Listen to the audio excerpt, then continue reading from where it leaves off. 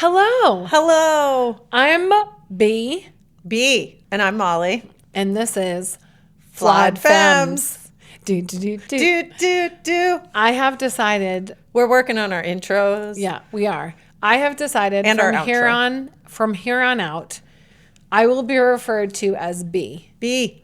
Yeah. I call her B anyway. She often does.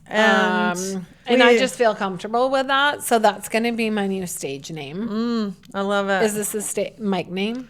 Yeah. I don't know what's happening. So I thought today's podcast, we could start by picking out a little card from this it's a beautiful Lily Pulitzer bag. What is inside of it is other little cards that my friend gave me many, many years ago. Oh. It's called Support Your Soul. And these are by debkaufman.com. That's DEBKOFFMAN.com. So we're going to go ahead and these are delightful. Molly gave them to me many years ago. Yes. And they're brightly colored and they're super fun. And so we're just going to kind of pick out a card and we'll each read what we've picked out and then kind of go from there. Really. Yeah. Let's do this. Okay, so mine is just a beautiful, is this a lime green? Oh, it does look very, mine's orange. Oh, these are our colors. Oh what are the chances? Listen, it's pretty appropriate. I could have gone, really my color is aqua, but let's not be specific. Her color is definitely orange. Look awful in orange. You do not. Okay. Yeah. So mine says, notice what you're feeling. Oh. Mine says, have faith in your dreams. Okay, you guys. I'm feeling like this is a dream right now. This whole podcast. I do as well. Women in the gym. So we're going to do a deep dive into generations. Mm-hmm. And then also women in the gym throughout the generations. Our jumping off point is based on some research done by Run Repeat, is that there is no denying that gyms are historically male-dominated spaces. More and more women are now members in creating a gender-balanced weight room. Peace out. As of 2019, 50% of gym goers are women, according to research by Run Repeat. An increase from 32% in 2010. Even this century. Absolutely. Let's take a deep dive. Let me just be super clear. I don't maintain in my mind, in my brain, the different categories, the different generations. The splits between the generations. Yeah, like what the years are and stuff like that. So it's a real challenge. So I have a cheat sheet right up here. Both of our parents, well, my mom was the silent generation, which is the before, and I believe your mom is a baby boomer. Yeah, and I have a stepdad who is a silent generation. Correct. So we have experience with both of those. So I'll talk about my experience with my mom in the gym. So my mom was born in 1944, which is the silent generation. I remember no gym at all until later in life when my mom became single. So she was one of the women who got divorced. Mom. Mom. Back in the day, she was on Sally, Jesse, Raphael. No, for real? For real. No, shut up. It's true. Because Sally J, shout out. Yeah, talk show generation. Yeah. It's definitely one of those things that this was back when divorce didn't happen, really. In the 80s. What? Nobody was like doing their own thing, going this place or that place. So I remember my mom in my I must have been in 4th grade. I remember that my mom joined the Y. Yes, the Y. And silent, I think that the Y really held up a lot of folks, fitness-wise, and kids hanging out there. Like Sal talks about hanging out at the Y as a teenager. Absolutely. It was a huge part of That's where society. I hung out. I hung out at the Y. Yeah, I went to 2 different Ys down south when I was a kid. I hung out at the Y. My mom was very much into cardio because that's, I think, the specific thing that women from that generation were supposed to be into. It wasn't, I never heard about any weights. If anything, it was like those 1 or 2 pound weights. And my mom certainly rocked some leg warmers. Yes. She was a local model for our local. Of course she was. Of course she was. For our local newspaper. She is actually quite beautiful. She is quite beautiful. That was really the vibe. Was maybe once or twice a week. It was more social. She was already quite thin, so it certainly had nothing to do with gaining muscle or losing weight or anything like that. It was just maybe she loved the outfits. I'm not really clear. How did it show up with your mom? Well, I think that... Because your mom is a baby boomer. My mom's a boomer, but I also talk about my experience, then you really need to also recognize that there's a socioeconomic role in going to the gym. 100%. So my parents were divorced also. We were not well off after the divorce, and we lived in government housing. We were living in Missouri and stuff. I'm not even really sure how my mom pulled everything off that she did. And originally she was trying to go to college, work, take care of 2 kids. So you're not selfish. Yeah, selfish. That's all I hear from that. Wow. So there's no time to work out.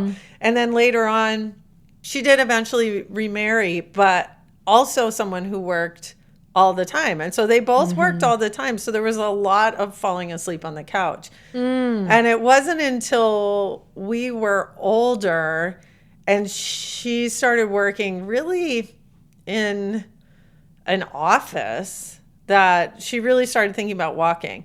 And this isn't because she wasn't an active person. Like as a girl, she was a surfer and she rode horses. Aww. She did a ton of that because they lived near where the beach is. She worked on a farm, and so she would exercise people's horses and things like that. But once she was in that position of mother, there wasn't a whole lot of ways to make time, space, energy, or money to go to the gym. And so even now, walking tends to be the much more accepted form of exercise. And she has a job where she walks a ton. Where she met the man who became my stepfather, she was walking a lot at that job, and she was... I mean, I don't think anyone was necessarily healthy because there was tons of smoking and absolutely very fit, very conventionally thin. Long story short, there was like a little bit of riding an e-bike. She got a job where she walks a lot, and now she still walks. My mother-in-law was definitely from the more country club set, like belonged to a country club, and would go in and do the same thing. She would do the cardio classes, aerobics, and then walking. And she still walks. She always encourages everyone to walk. And then I did run into a 100-year-old woman at a graveyard. Sounds a little weird when you say more. I guess say more about that. I ran into a 100-year-old woman at a graveyard who I spoke with, and she said she swims every day. Wow. And so I think swimming was another thing that was, for women, conventionally accepted. Yes. Yeah, absolutely. My mother-in-law has always been super, super active and very, it can be storming outside. She lives with us, moved in with us about a year ago. Sandwich generation. Got kids, got parents. That's a whole other ball of wax. Podcast. Yeah. She used to, when my husband was young, she used to go walking / running, and he would ride his bike. Oh, that's cute. I know. And she would often go to the Y and do laps. I think the Y was just a lot more affordable. I mean, Barbara went to a gym yesterday to talk to them, and it had a $250 joining fee. I'm sorry, $250. That's like outside of the that you haven't even gone to the gym. Haven't even gone to the gym. They just are like, hey, give us $250 because we think you'll probably fail and not. I mean, right now, I think the closest Y is like 30 miles away because the one in the town down near the coast just closed. Yeah. Yeah. And so there's not that sense of community either in a lot of gyms. But we're kind of jumping forward a little bit. It's really hard, you guys, to focus on one thing. Right? Because we want to talk about everything. Everything. There is that socioeconomical status that really, so my husband's family growing up had less than I would say my parents and I, or my mom and I. And so my mom was more like bougie, but not bougie in the like country club way. Yeah. But more like the Y way. And my husband's mother found a way to she would walk and while he rode his bike. And so it was just, I don't know if that's something that has always been really important to her to access. I think just moving her body makes her feel good. And so she's definitely hyper focused on that and how it can make her healthy and live for a very long time. Let me state what might seem obvious, but that is thin and healthy thin does not equal 100%, healthy. 100%. And so I think it was also super common to just smoke a bunch of cigarettes. Absolutely. And work out. And not eat. You smoke and not eat, and then you're thin. Drink tab. Yeah, drink tab. Yeah. That was the 80s. Yeah. In the 80s, you could smoke and drink tab and white wine. Oh, Bartles and James. You can Boone's Farm. Boone's Farm. So you could have some. No, that was the children drinking Boone's in the night. Yeah. So you could have some Bartles and James. Smoke ciggies, not eat ever. Maybe have a little mommy's little helper. Yeah. That was it. Pretty much. That was it. You could just survive on air. Yeah. Coffee, air and coffee. Correct. That was a legitimate technique for health. It was a mass-produced thing of health. Then there's Gen X. So boomers go up to about 64. Yeah, 1964. And then there is Generation X, which is technically Molly and I. These are gray areas. These are gray areas. Within Gen X, there is a micro generation. So 1977 and to 1983. What year were you born? 75.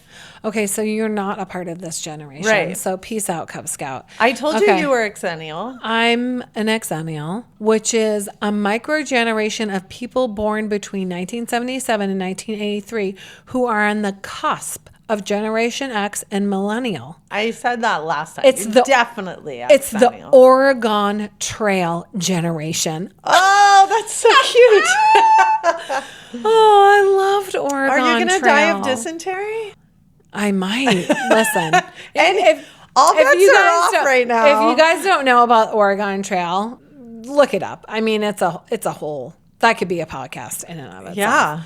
Yeah. We should play that and live. So you're a Gen X. I'm straight Gen X. Straight Gen X. So the big definition is that for Gen X, it is all about, it's the internet boundaries, right? I don't know what that means. You just read that. You read that and you don't even know what it means. You guys, I read it incorrectly. Well, Gen X was known for like the extreme sports, right? Yeah, they're the first generation with more. Get ready. Yeah. Get ready for this quote.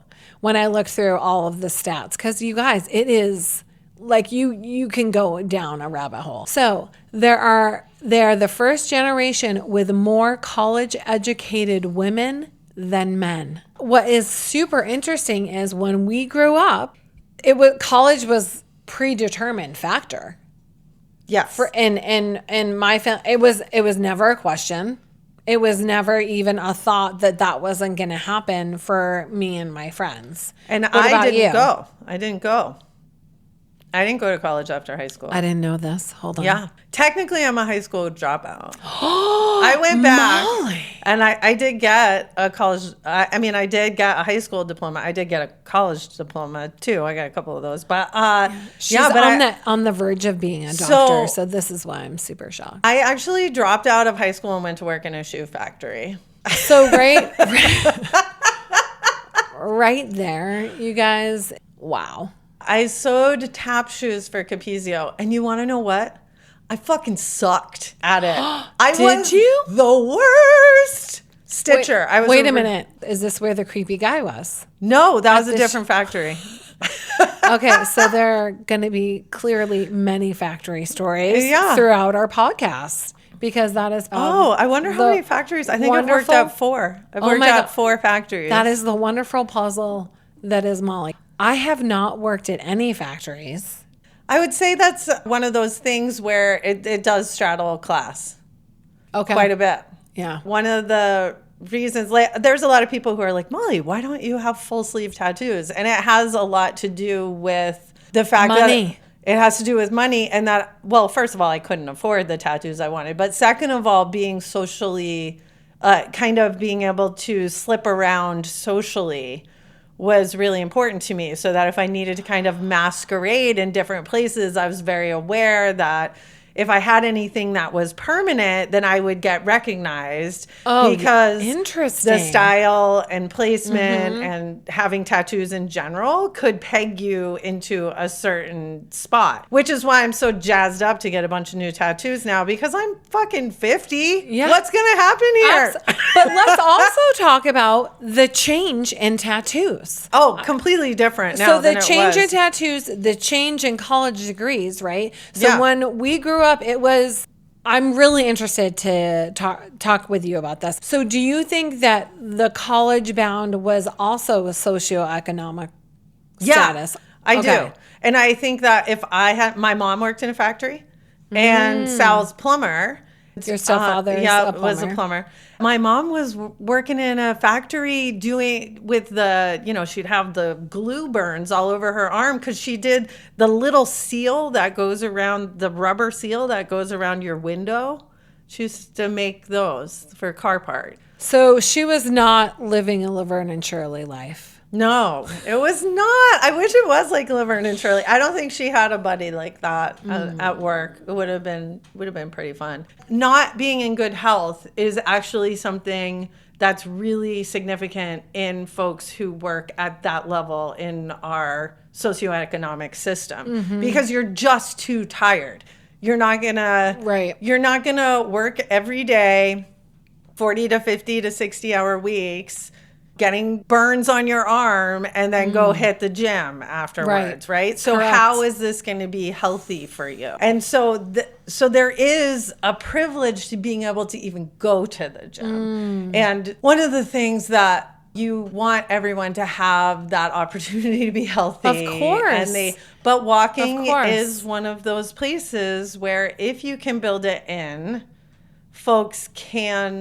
you generally can do. I don't know that I would have even really thought of the socioeconomic challenges that have been faced by different people when it comes to being healthy. I wouldn't have necessarily thought that it was a privilege. From my perspective, some of the times I come at it more of I should be really grateful, or remember to be grateful that I can do this. So mine is you were really close to not being able to do this. So mine is more from a physicality, an ability, an ability to physically be able to do the things. And I'm not offended. I'm not going to change the subject. I'm going to actually do a deep dive in trying to understand. We have to be able to learn from each other. And Guilt, I have always said this, is like such a useless emotion, right? So I'm not going to feel guilty that I didn't think about that. Instead, I'm going to say, hey, let's talk about that. Why didn't I think about that? Wow. Or like, I'm grateful My for this privilege. opportunity to think about it. And this isn't even bringing into account race, which has to do with, or ethnicity, when you think about, who was allowed in pools. So like black folks or brown and folks where, also not where being able gyms to be. are even located. When I lived in Springfield, Missouri in the 70s and early 80s, there were 2 gyms. And of course, those gyms also blurred by lines of poverty. My mom was pretty radical at the time and had a lot of black friends. And one of our best friends was an interracial couple, that the dad was black and the mom was white, but there were 2 different Ys. And in my head, there was a beige YMCA and there was like a blue YMCA. And the blue YMCA was the black YMCA and the beige YMCA was the white YMCA. Wow. And so depending on which one I would go to would be which one, my mother, I went back and forth between those 2 worlds and they were very, very different. FYI, the black YMCA was way more fun. I learned how to do double dutch and all kinds of hand clapping games. And occasionally came home with cornrows, which my mom would be like, what is happening? And meanwhile, in New Hampshire, I think we had 1 or 2 black families in my entire school. Health, as we see it, has a lot of complexity around access, privilege, like who gets to be healthy, who doesn't get to be healthy, who has good. In the future, we're going to talk to somebody about food deserts and how to kind of eat healthy within your neighborhood, that type of thing. But just thinking right now about the different generations, not only are you bound by those society experiences, but you are also bound by those socioeconomic marginalization of groups. And still today, absolutely, there are some movements around safe gyms or inclusive gyms where there might not be men at the gym, which is super controversial because it's excluding certain groups. But then there's people who say, like, I don't feel safe at a gym where people might be able to see me, people might be looking at my body, like particularly if your body doesn't conform with like gender norms or any of those things. What's a safe gym for you look like? I mean, this is very layered. And for example, the gym I just went into and wanted to join, possibly. I mean, listen, I don't want to join. Anyways, it had a $250 joining fee. Yeah. Like, holy elitist. I can't swing that right now. I can't swing that. No. Not only can I not swing it, I don't want to. Right? I don't want to swing. I don't want to put $250 towards nothing. Like, that's like a year of they're going to turn around and be like, you are stealing your future away from your child. I had a nutritionist say this to me once. You don't want to spend $500 on this test so that you'll be around longer for your children. Don't you think that you should spend this on your health? You're really just robbing your children. I think I should spend that on your face. Stupid person. It's so easy to get to sort of manipulate that responsibility to the family and everything. But they also said that the business is booming and they don't need you if you don't have $250. So guess what? Peace out, Cub Scout. Boop, boop. I don't even care. Okay, so the next generation is the ever spoken about millennials. And that's 1989 to 1996. Okay, but we're not going to talk about G-strings. We're not going to talk about gym fashion because how did the 80s sneak by without anyone talking about G-strings? Well, I think that we're going to do that in the review portion. About fashion. Okay, well then I have no opinion on them until later. We're gonna circle back to that. Okay, so millennials, Gen 1989 millennials to 96. Jenny millennials. Who do you know that is a millennial? There's a lot. My niece and nephew. FYI, I graduated from high school in 1995. And that's when that's a year before the millennial generation ended. And the big thing about millennials is Facebook. Not anymore, I don't think. No, you didn't. Oh, that was great. That was like my funnest thing. That was a great moment. Yeah, well, it is, the first digital native generation. Right. And I can remember being, let's see, I was with one of my best friends, Tynita, and we were driving to New York City to meet with someone who had just gotten her doctorate in orthopedic therapy. Yeah, orthopedic therapy. And so this must have been probably 2 to 4 years after high school. So during the millennial area, someone said, "Oh, you gotta check out this Facebook thing." I'm sorry, MySpace. MySpace was like, you gotta check out MySpace, blah, blah, AOL. blah. MySpace lasted for like a minute, and then it was Facebook. And then Facebook took over the world. My niece and nephew are millennials. They're not actually. They're not. They're Gen Z. No, How millennials. Do I know that's a millennial. Raph's a millennial. And Rafaela. Yeah, we'll have her on. She's from Brazil.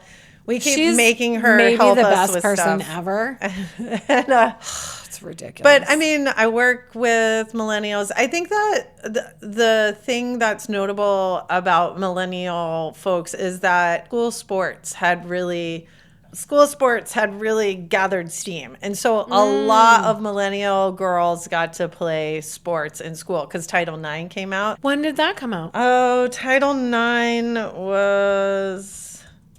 1972. So Title IX passed in 1972. And if you actually look, there's different waves of feminism. So when you look at the waves of feminism, there's some groundwork there to build on. And let's just take a little moment that Title IX is actually a law that protects students from sex discrimination in schools that receive federal funding. So not private schools, but public schools. And it was started by Patsy of Hawaii. God, I love Hawaii. Mm-hmm. This is yet another notch in their belt of why I love them. And so, yeah, it was enacted by the 92nd U.S. Congress, and it prohibits discrimination based on sex in any educational program or activity that receives federal financial assistance and includes access to course offerings, financial assistance, housing, and athletics. Yeah, so this is really benefiting from the civil rights movement. This is something that's built on second wave feminism. This is something that came about and took a while to implement, right? So Gen X was starting to get some of the benefit of that, but I feel like millennials hit it hard, right? They were able to really get that access and start playing sports. And so that really changed women's relationship with fitness, I feel like. Absolutely. They're also known as Generational Y, which I think is kind of weird. Well, X, Y, Z. Y got sort of left out. Look at you. Look at you. Y disappeared. We went straight from X to Z, and Y just got like... Yeah, booted. And they started slang terms. Well, there were slang terms before that. But could you be more specific? I will be more specific. Like slang text, like BRB. Oh, like be right back and OMJ. Yeah. TBH. To be honest, which OMG. That's one of the ones I just love it so much. But yeah, they're definitely a different generation. They for sure started doing sports, and so that actually increased millennials. I have this little stat, you guys, that is exercise motivation by generation. And so Gen X is the most motivated of all the generations to really access mental health and start to do physical activity based on mental health. wanting that kind of brain breathe and power from working out. And it was cut between that and physical health. They didn't care about the weight loss was kind of a little less important. Oh, I think that's probably got to coincide with the rise in interest in like meditation and self-care. And I met my first Reiki practitioners in the early 90s. All the energy work, it came out of that movement of kind of transcendentalism. My mom got her master's in transcendental psychology. What did you do? Transcendental psychology? True. Wow. I mean, again, that was a choice. That was a choice. That was a choice that happened. And there was a lot of yoga around. That's when yoga started blowing up. Which yoga is everywhere now. Everywhere. It's like all over the place. Barbara just had to stop her yoga membership. I had to stop mine a little while ago. We can't buy all the memberships, you guys. We can't. Again, I mean, let's socioeconomic, right? So we couldn't, you can't be in a gym and pay for the yoga membership and pay for a sport for your kids and everything else. So true, all the things. I really think that the millennials, though, were a strong benefactor from Title IX. Yeah. And and that groundwork is being reaped today by the generations that followed. Absolutely. We've talked about. And so now we move on to Gen Z, which is 1996 to 2010. I believe we have children in this. These are our kids. These are our children.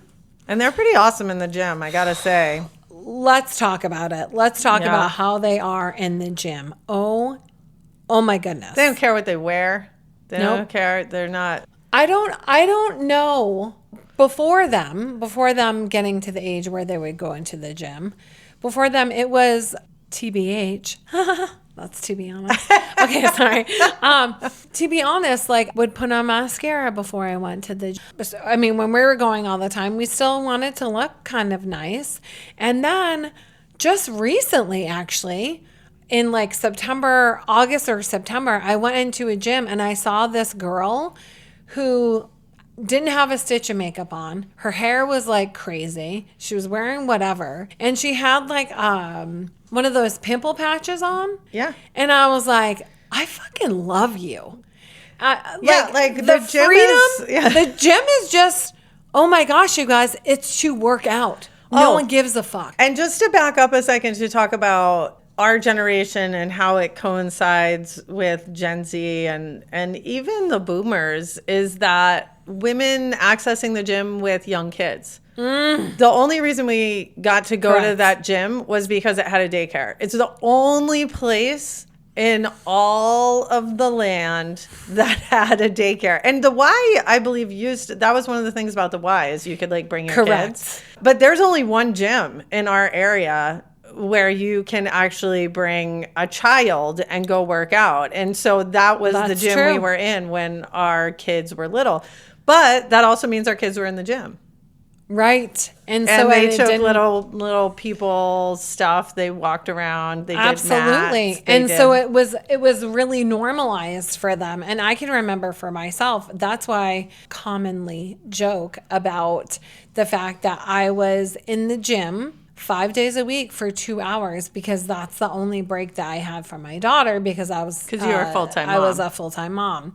And so we would go in, work out, and shower, do all the things, whatever, until that 2 hours. And I was just talking to someone else how there was a whole group of us and everyone had different working schedules or some of us working in the home. And so we would, during the summer, one person would go to Aroma Joe's. Oh, yeah. And get tons of iced coffee for everyone, which FYI, you cannot leave. I'm not condoning You're not supposed to. I'm not condoning it, but you're not supposed to leave the premises. The gym. Yeah. Especially when you have a child. You're a lawbreaker. Yeah, it's true. Yeah. And so we would say, hey, if you hear my name on can you go down and get my kid? Go get my kid.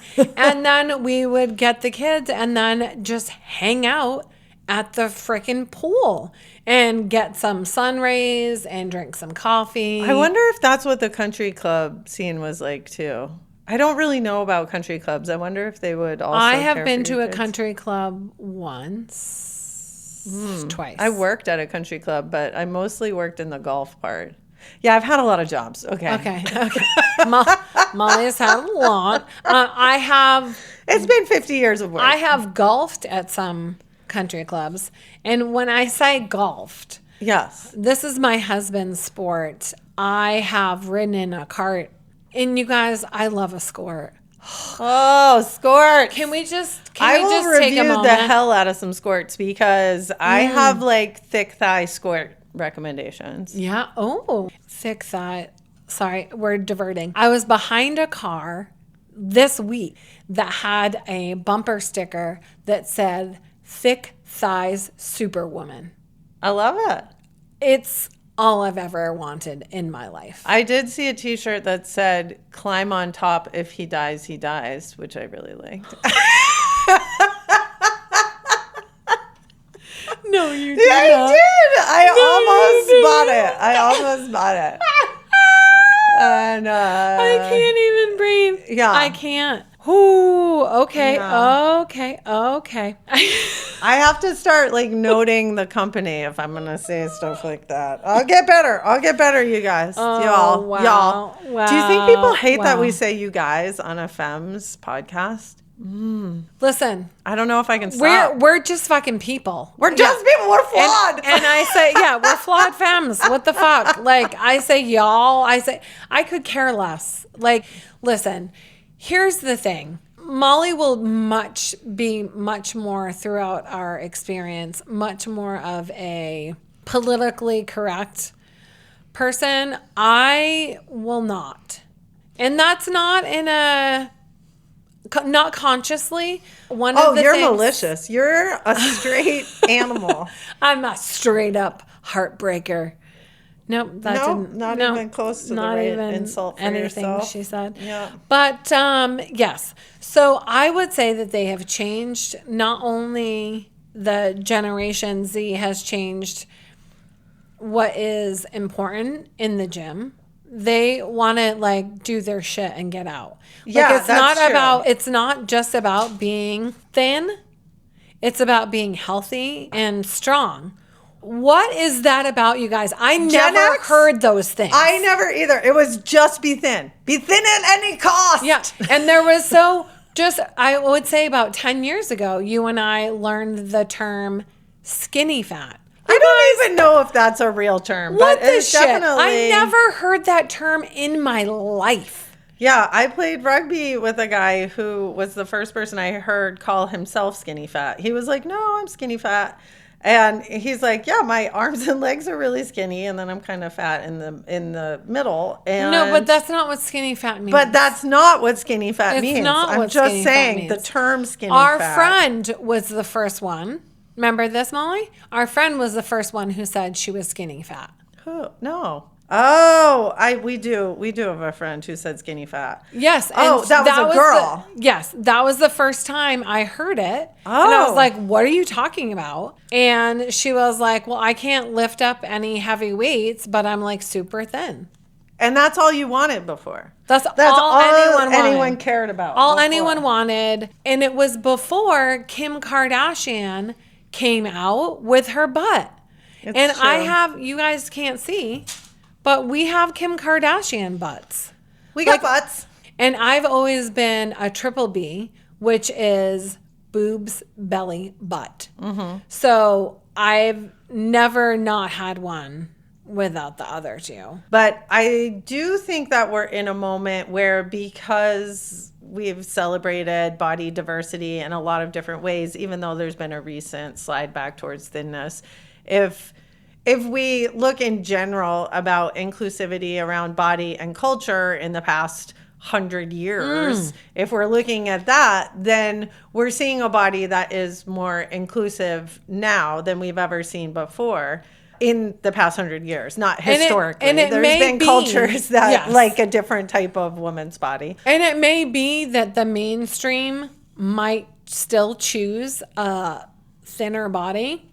But my Instagram is full of all these different bodies. And I feel a little envious almost of Generation Z, because I feel like that they have someone More comfortable somewhere in their body. is representing them. Right. And so, no, even if you're in a school, private school in Connecticut, where this is a generalization, a private school in Connecticut where everyone is white and thin and does cocaine every weekend. And you happen Like to be all Connecticut schools. a larger black person. I feel like you could go on the internet and find somebody. Oh, you mean, so if you were in an environment that was not reflected back to you, you could find a body represented Absolutely. through the magic of the internet. And my youngest is Yep. just on the cusp. Both of us. I bet that she wants to be Gen Z because she has a name that starts with a Z. But I mean, she could be Gen Alpha. She could very easily be Gen Alpha. Just like a Zennial. Cuspy. Gen Z also has a micro generation. Thank you. Thanks so much. And they are often known for their digital fluency. So our kiddos, they have never known a world without the internet. Well, without phones specifically. My oldest was born the same year the iPhone came out. Oh my goodness. So isn't that she's never lived in a world where there wasn't an iPhone. She is. And I mean, and any of the other younger. Yeah. So I think that part of the thing, you lived most of your life without anything to do with the internet. And I actually can remember in 1996, I went for a job at a local ISP.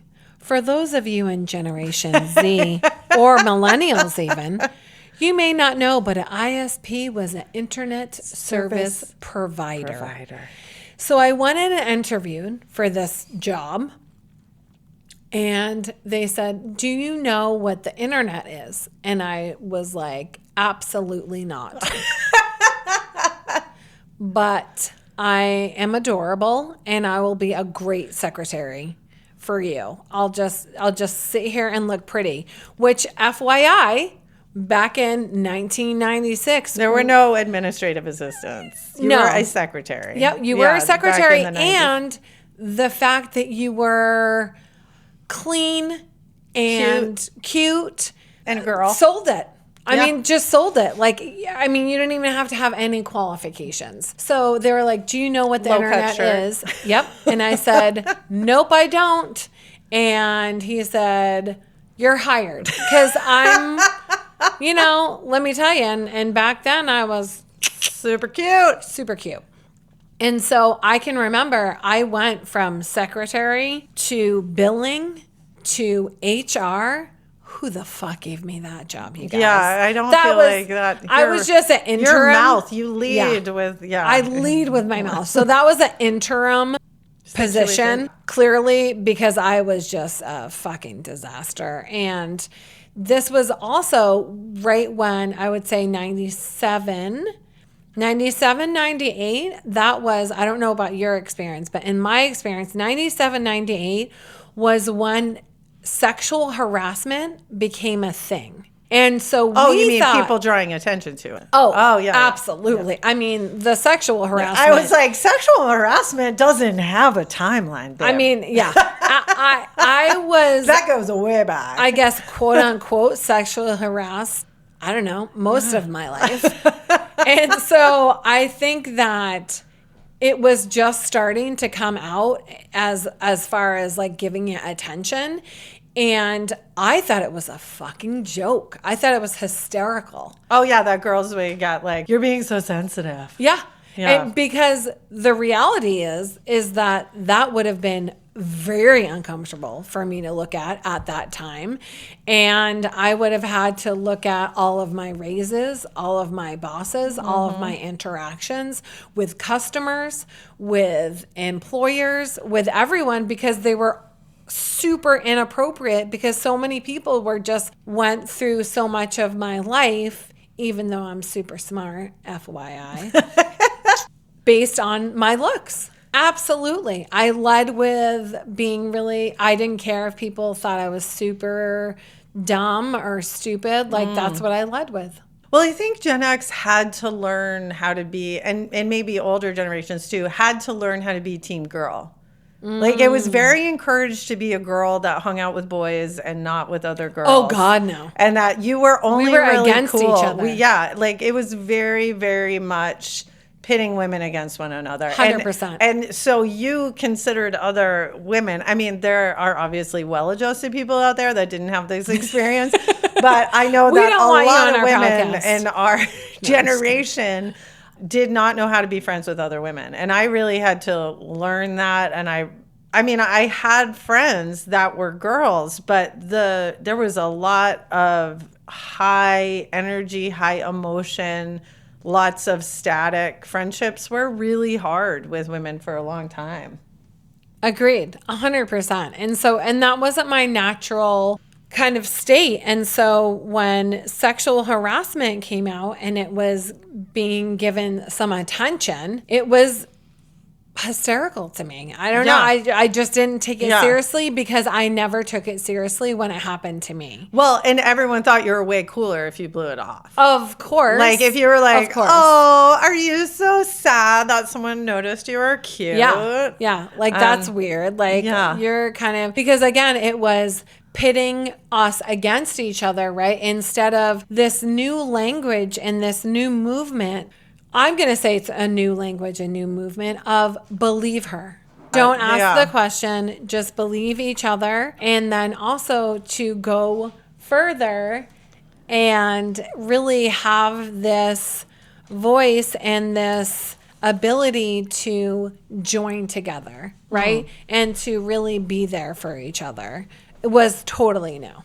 Totally new. But I have definitely noticed, I saw a meme the other day that was like, when I was 15 years old, I was stealing my parents' car. Oh, yeah. And like going out and being crazy. And my daughter can't even order her own pizza latte from frickin' Starbucks. So, and this is really... We were definitely a feral generation. Like, absolutely. We were the latchkey kids. And like no one... But this constant connectivity and the inability of this Generation Z and Generation Alpha to really maintain their own mind. Well, but I think that it goes farther than that. And if we look at it in terms of fitness, I think that in controlled spaces, Gen Z, Gen Alpha are more comfortable in like organized events. Like, they know how to work in sports. That's a great point. But when you're outside of an organized activity, when you are by yourself, when you're in your neighborhood, right? There's no longer roving packs of kids riding their bikes. So there's no longer... So there's not this ability to connect. Right. So in some ways, that social fitness of just running around doesn't exist anymore. But there's gym culture, there's sports culture, there's this much more organized way.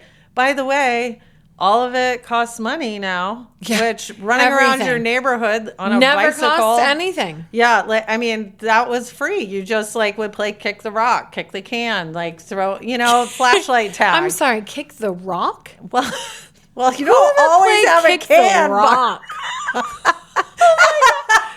We were too poor to have a can. We didn't even have a can. But it's such, I find it to be such a juxtaposition. It really is. Because the whole world is in their hand, and they can reach out and find someone else to connect with at all times. However, to sit down with them in person sometimes is a challenge. there's not this social face-to-face necessarily anymore. Without a phone. Oh my God. And my, the poor kids, my daughter is bored. And then COVID right in the middle of everything. It was like Just you can't even everything up. You can't even see anyone or try just made it all 100,000 times worse. 100,000. It just hurtled us. You know what our kids need? Actually, right at the time when they need people the most. Yeah. Let's go ahead and have lock an epidemic. them in their houses. Let's lock them down. Let's really, I think obviously everyone was affected by COVID. And different communities handled it differently, but we were in full lockdown. But I'm going to say everyone who was of their formative years, holy shit, did they get fucked up. Real like weird 0 to like in their 20s even. 0 to 20s. What a time to have. Whereas I feel like we were fully formed.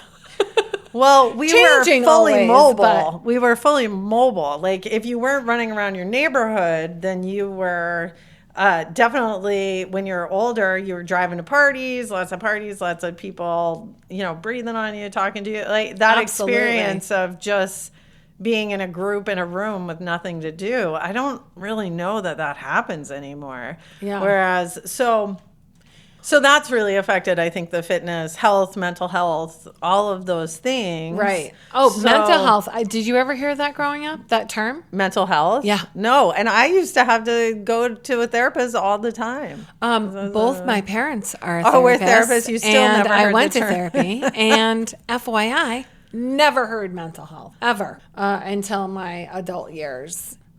Be friendly. Molly is 100% known to be the person who will awkwardly go out of her way. I don't know what you're talking about. Some people may feel attacked by her friendliness. Amazing. Of like, yeah, that's where what I'm she's going just for. like a random Just a real person. She's nightmare like of a person. No, but where she'll go out of her way to like approach someone and be like, "Hey, how are you doing? Like, welcome." Is a class going on? You're welcome to join. Just because that is what we are doing. I don't do that to men though. Never. No. I'm not even sure what my favorite generation of exercise ended up being, but we're in a pretty cool spot. I think it's coming. It's coming. Or maybe like our daughters. I feel like they're gonna bring it home. I love to see our daughters work out, which I never worked out with my mother. Oh my gosh, it's so cool. That's pretty phenomenal. Sometimes I think about how weird it would have been if I actually did work out with my mom. Like how weird would that have been? My mom would have never. I can't imagine her in a weight room. So what are we reviewing today? Favorite gym outfit through what's your favorite? So I'm going to say my favorite look was from the baby boomers. And it is you get the picture, like the thong, the tights, the whatever. But my favorite is the leg warmer. I own quite a few pairs of leg warmers. Yes. I would like them to always be in fashion. I love them so much. I do not love them for the gym. Oh yeah, just for fashion, like just not for the gym. Yeah, I agree. It's very difficult to work out in a leg warmer. Oh, you guys, I hate it. Real hard. But my favorite accessory for the gym is a wristband. Oh, what are those called? Oh, because you're a sweater. I'm a super sweater, you guys. I mean, my eyelids sweat often. It's called a wristband. Oh, okay, wristband. That's it. You call it a sweatband. That's what it is. So that's I think of the sweatband as being on the forehead, sort of, but I think it's a but wristband. I've tried those and I don't like that. Yeah, I don't like that either. So what about you, Molly? I like a 70s leotard neckline. So it's like they really took a hard it's like a clue scoop from it's almost like ballet, but they'll do like a V with it, a lot of spaghetti straps. And listen to me, this is not something you can wear for active wear. You never They will not hold a boob to save your life. You can't even wear a bra with it. It is like, but man, it's a hot look. It is a hot look. It is a hot look that I love. That 70s spaghetti strap kind of scoop, like, or like a V. In a neon color. And you could do it in a neon. I was thinking like a black satin. Like the black. Like Dirty Dancing. Yeah, like anything like, I mean, it showed up a lot in those, but those 70s necklines, they ate, man. They packed a punch. And yeah, not a broad to be seen. So you couldn't really do anything except sort of slouch around really sexily. So I would never work out in that. And we will, we will talk about practical clothes coming up. But a 70s leotard, woo. I love it. Look, man. I love it. Yeah, the whole leotard thing is just, looking back on it, like, whose idea was that we would all essentially wear bathing suits and tights to the gym? Think about it, though, that it was in fashion to have no boobs. That's true. I often have worn 2 bras to try and keep it going. There's not much happening. I mean, whatever. I do have to say that we had our first fan write in with a suggested sign off, and I'm going to share it with Barbara that this was one of the contenders for the closing who said, "Flawed today, femme forever." Interesting. Flawed today, phlegm forever. You just said phlegm. Oh. I think we came up with a good one. Yeah, let's do it. Remember, be a fierce fucking fabulous. Flawed femme.